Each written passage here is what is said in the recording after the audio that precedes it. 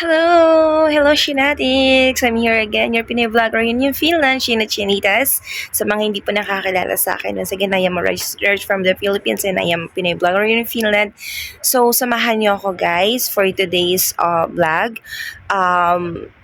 So, may nagtanong sa akin. Actually, isa rin to sa madalas na tinatanong sa akin. May nagtanong sa akin kung ano yung interim test. And then, may nanghingi din sa akin ng tips about A2 exam. So, pagsamahin na lang natin ito sa isang vlog para ma-explain natin parehas kung ano yung pinagkaiba ng interim test and yung A2 exam. Pero ngayon, samahan niyo muna ako guys. Pupunta ako sa Lidl para kumuha ng parcel ulit. This time, kukuha ako ng parcel sa Lidl and then ipakita ko rin sa inyo kung ano yung laman ng parcel ko at kung saan ko siya in order. So, tara guys!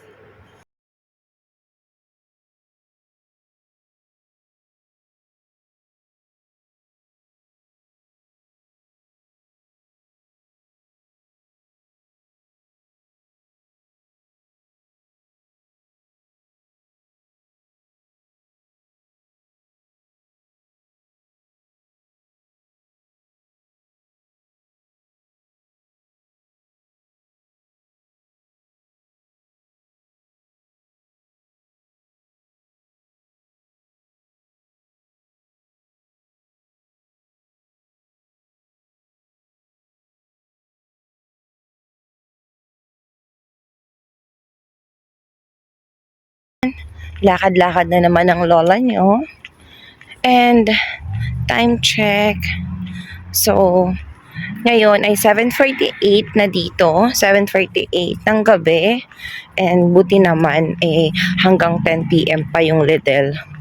So, ayun, for my 3 days, Bapa 3 days rest. So, nasa loob lang din ako ng bahay. Kung wala lang din talagang kukuning order, hindi rin ako lalabas. O, diba? Pagka wala talaga nag-aaya sa akin, bahay lang din talaga ako. Ewan ko ba? Ito guys, oh. Hindi pala daw nakakain dyan. Sabi ni Ate Ja. Pero lasa siyang as in blackberries. Kasi ganyan yung lasa ng blackberries na yung binake namin. Ayan. So, ayan na guys. Nandito na tayo. Hanggang 10 p.m. Maganda siya. Hanggang 10 p.m. pala to. Hello guys. So, ayan. Nandito na ako. So, hindi ko na-videohan yung pagkuha ng package ko kanina. Kasi, natanga ako. Tapos, wala pa ako, internet. Hindi ko matanong si Ate Ja. So, yun. Buti nilang nakita ko doon, staff ng Lidl. So, nagtarong ako. Buksan na natin to guys. So, nakita ko lang tong online shopping na to. Every time na nanonood ako sa YouTube, nag-a-appear siya sa advertisement. So, na-curious ako. And then, free shipping kasi siya pag first order. So, ayun. Tinry ko guys.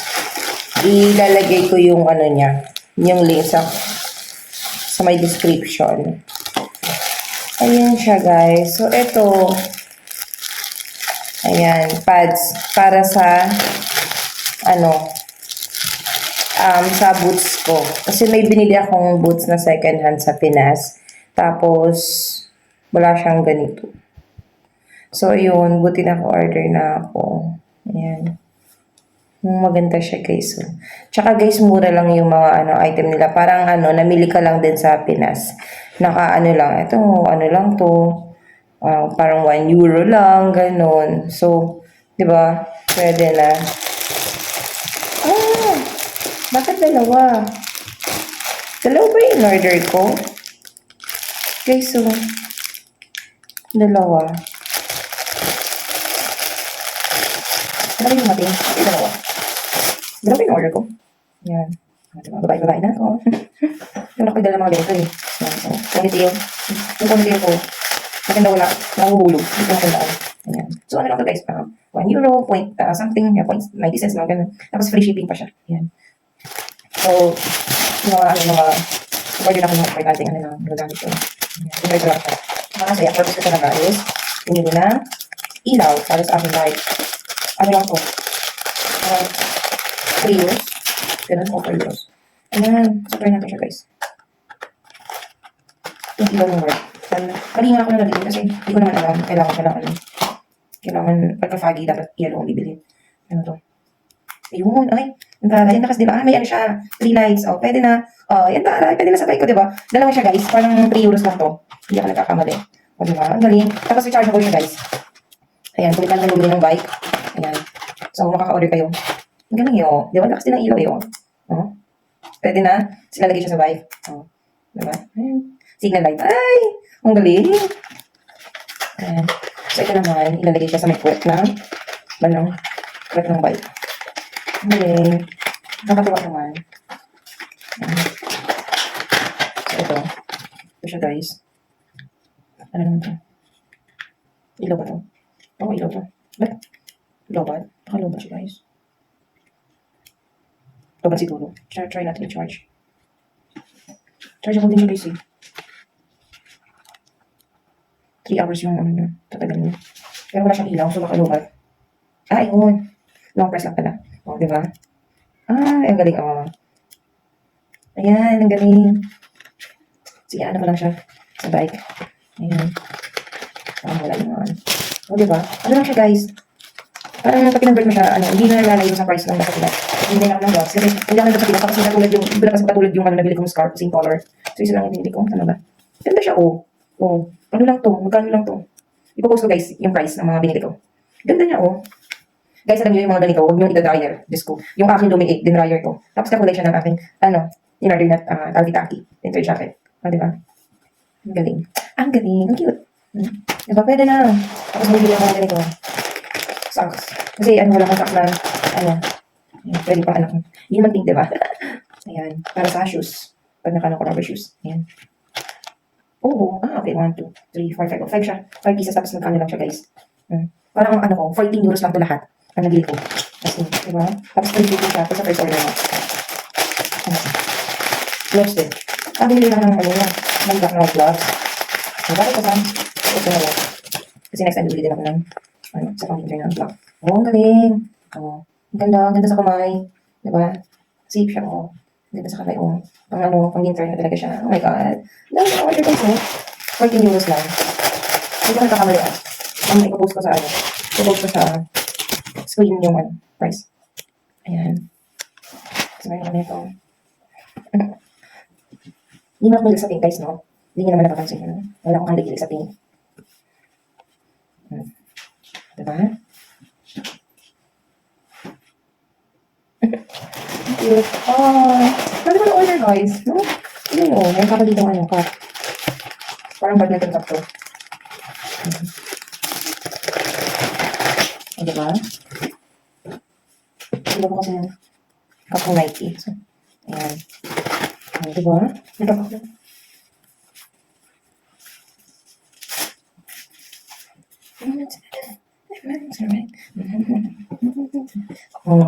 Taray!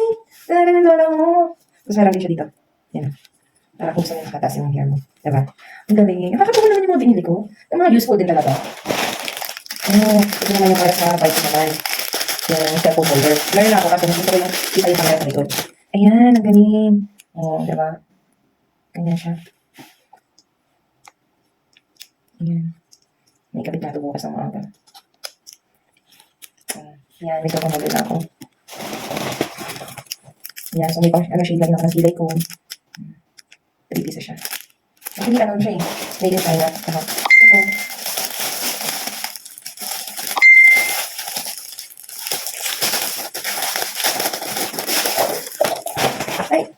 Ayan, nalagay ko ng toothbrush ko, toothpaste, gamit. Diba? So guys, don't worry kasi may online shop na rin talaga dito na katulad nito sa Timo. Almost the same price lang din sa Pinas. Medyo may medyo mataas lang ng konti kasi may euro yung pero Fair Rebels na kasi 1 euro, 2 euros, so okay na yun. Diba? At least ng mga ibang kailangan nyo, dito nyo na lang din bilhin. Ang cute. Pero hindi ko lang alam kung magkano yung shipping na pag meron na siyang shipping. So, yun. Ito kasi free shipping. Parang kaya tinawag ko yung mga kailangan ko. Ay, pink! Pink! Pink na naman. Ayun. So, dami na nabili guys. My goodness. Ito na ito. May price pa ito. Wala siyang price. Yan. So, guys, continue natin. Okay. So, let's talk about the interim test. Yung interim test, guys, nung time namin, nung naunang batch pala, meron silang interim test 1 to 5, unit 1 to 5, and then meron pang interim test unit 1 to 14. And thanks God kasi nawala yung interim test 1 to 14. So, ang interim test na lang namin is from unit 1 to 5. Yun.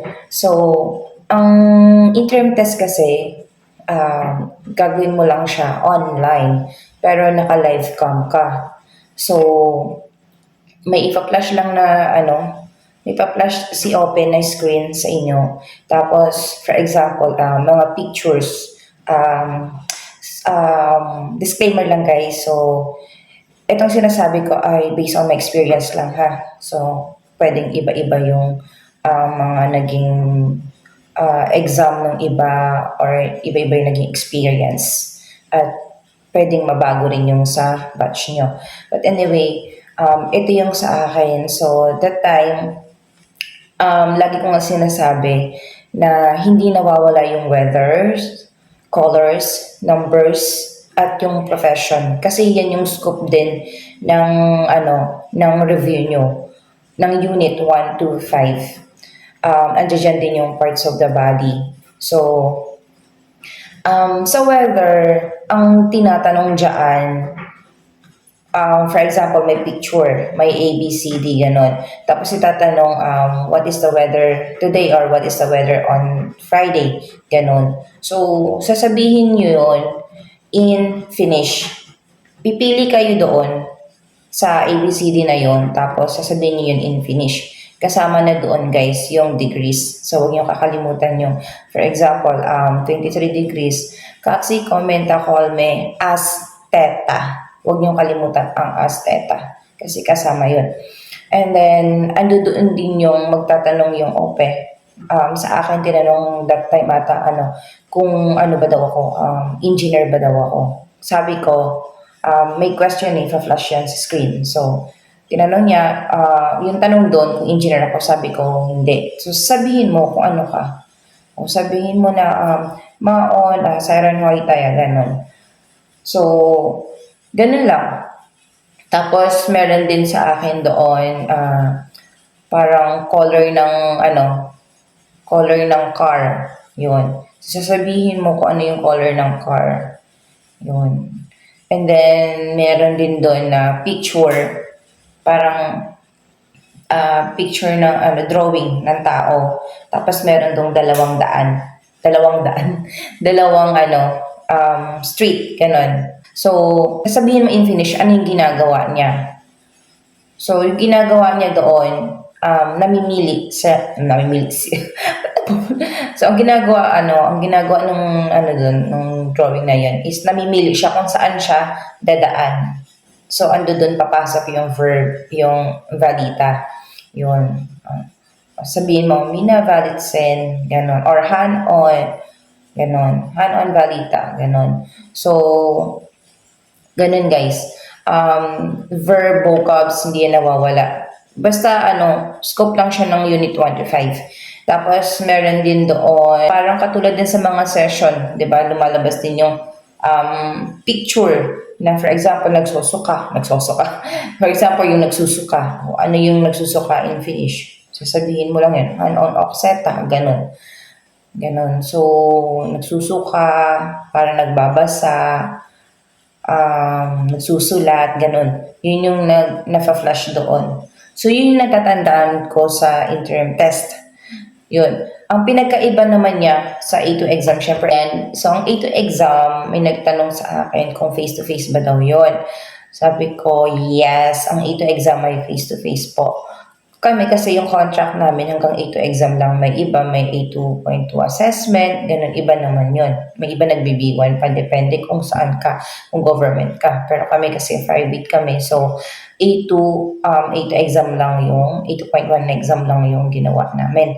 Ang tinest namin. So, actually, itong A2.1 exam na to, merong example ang NLRC sa YouTube nila. Pwede nyo rin yun guys panoorin.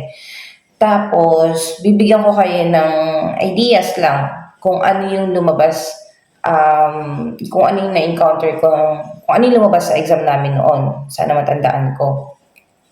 So, katulad ng interim test, hindi pa rin nawawala yung vocabs, verbs, yan ang magpapaano sa inyo guys. Magpapapasa sa exam. So, yung test, meron siyang listening, speaking, writing, listening, speaking, writing, recording. Merong recording doon, guys. So, may bibigay sa yung situation and then i-record mo yung sasabihin mo. Part din yun ng speaking test. Iba pa yung speaking na oral na kausap mo yung OPE. And then, yun. So, sa vocabularies, guys, ang natatandaan ko doon meron siyang parang umbrella terms kung tawagin. So, andyan yung pwedeng itatanong sa inyo like, country. Yan, magbibigay ka lang ng at least dalawa ata yun. Oo, parang dalawa or isa. Parang dalawa, yun. Bibigay ka ng ganun. For example, country, nakalagay doon ma. O ano yung example ng country? Philippine, diba? Ganun. So, meron din doon yung example ng drinks or pwede rin example ng pagkain. For example, sa drinks o loot. Ganun. Meron din doon example ng exercise. Meron kasi doon likunta, ganun. Likunta. So, ano yung mga example ng mga likunta? For example, walking, ganyan, walk, diba? Jogging, yun. So, ilalagay nyo yun in finish. Yun, tapos, meron doon din, parang, for example, i-memorize nyo na rin yung kung ano yung mga ginagamit sa panglinis. Yun, may lalabas din ng ganun. Katulad ng harya, yan, brush. Possible na may ganun. Tapos, meron din doon yung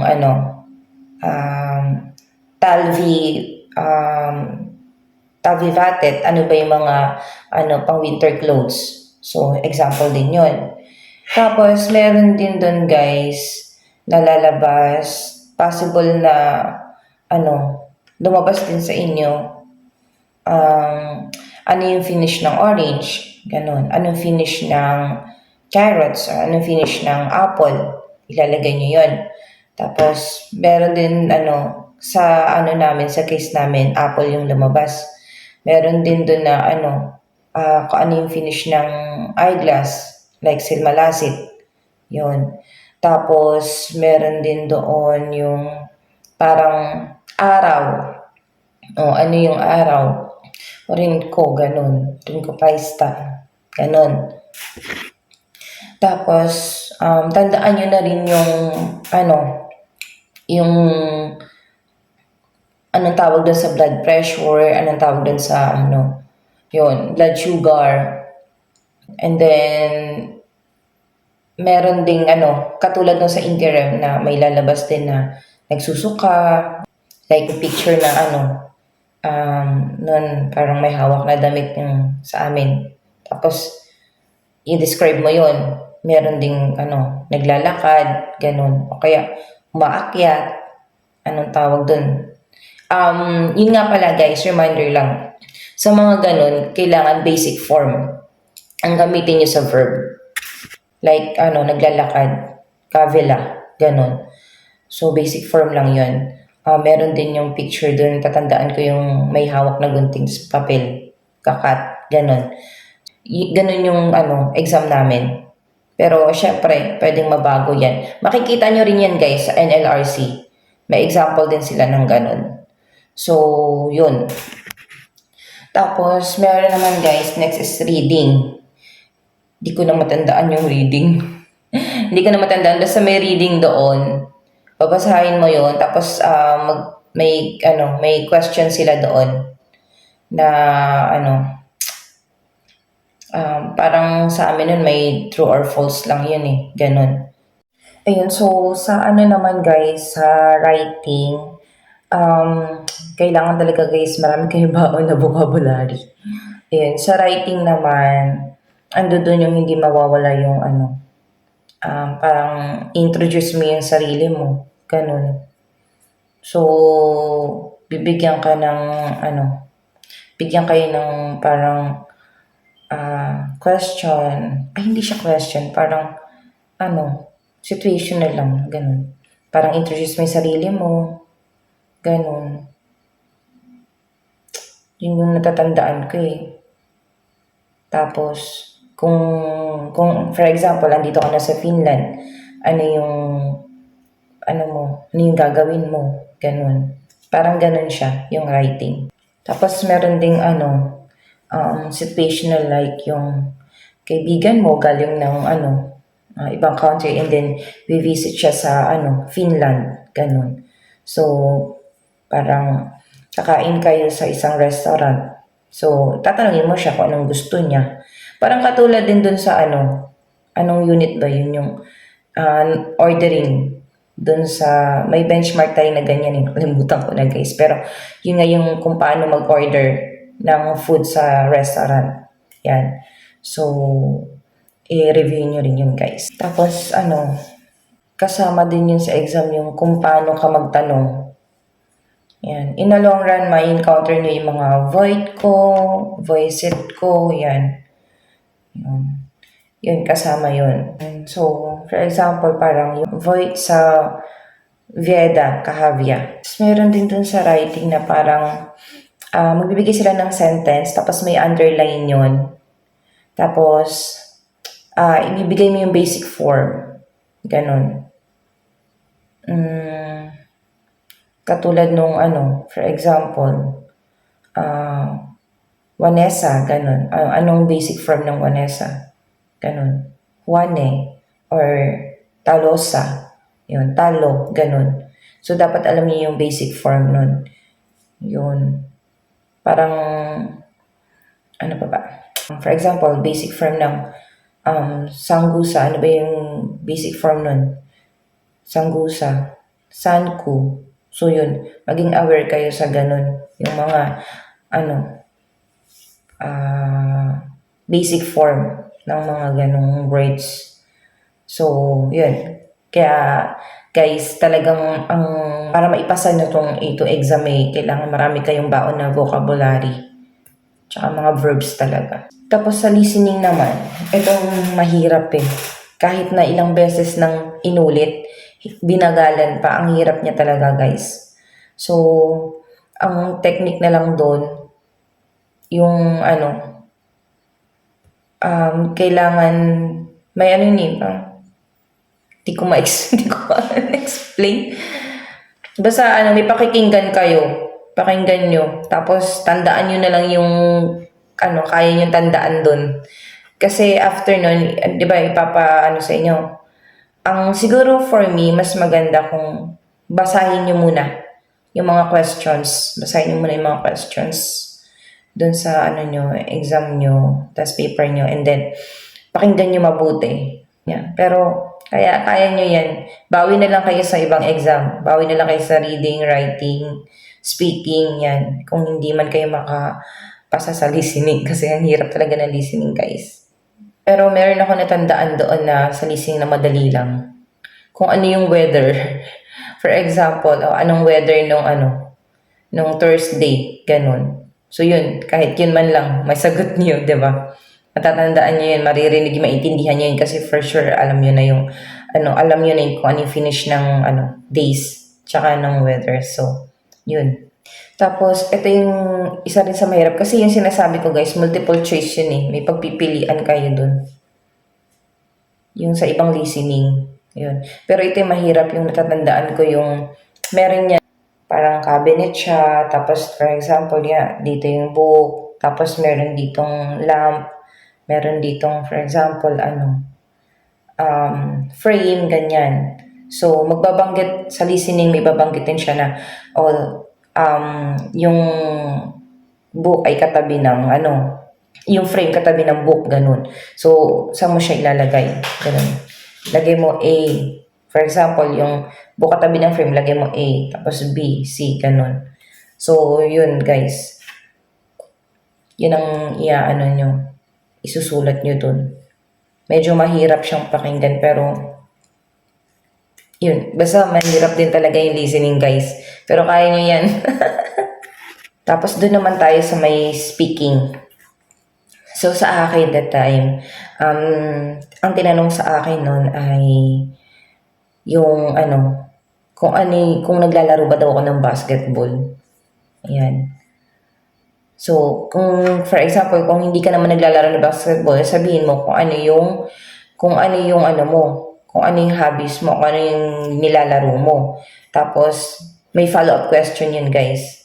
For example, naglalaro ka ng volleyball, saan ka naglalaro ng volleyball? Ganon. Tuwing kailan ka naglalaro ng volleyball? Ganon. So, meron ganong scenario. Tapos, ibang kasama ko naman, meron namang hindi talagang guys, hindi nawawala ang hobbies. Yan. Hobbies. Hindi yan nawawala. Tapos yung kung ano yung favorite food mo. For example, kasi kung sasabihin mo na mahilig ka magluto, anong favorite food mo? Ano yung ingredients nun? Ayan.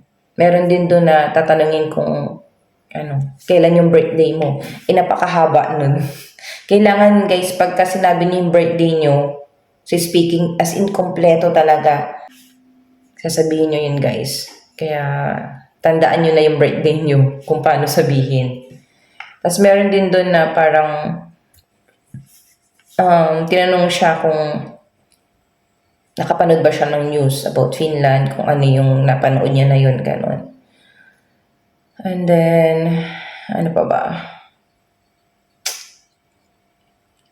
Meron doon yung, for example, sabihin mo, nagbabike ka. Tatanungin dun, anong klase ng bike ang binabike mo? Anong brand? Ganyan. So, may ganong scenario din, guys. Sa recording ko naman pala, guys, ayun, bago ko makalimutan, recording ko yung situation ko, lumabas sa akin nun parang, papasok ako sa trabaho, and then bigla ako nabangga. So, magme-message ako dun sa ka-work ko, ano sasabihin ko, paano ko sasabihin yon, ganon. So, ganon yung situational. Kay Ate Gia naman situational sa kanya yung paghihiram ng pera, ganyan. So, kailangan niya ng pera, paano siya manghiram ng pera sa friend, ganon. So, yun guys, talagang kailangan marami kayong baon ng vocabularies and verbs, yan. Colors, weather, tandaan nyo yan. Kailangan ma-familiarize na rin kayo sa yung mga question. Yan.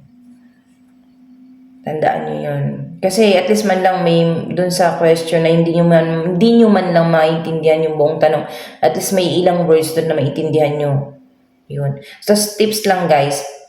Basahin nyo rin mabuti yung exam. Kasi may time dun na sa sobrang excite mo, na sagutan mo siya in Finnish. Yun pala, hindi siya dapat sagot in Finnish. Kailangan sagot siya English din. May ganun. Basahin niyo mabuti yung instruction. Kasi naalala ko nun, sa sobrang excited ko, meron dong parang sinagot ko, sununtay na. Dapat pala, Sunday lang ganun. So, sinagutan ko siya in Finnish na dapat English words lang.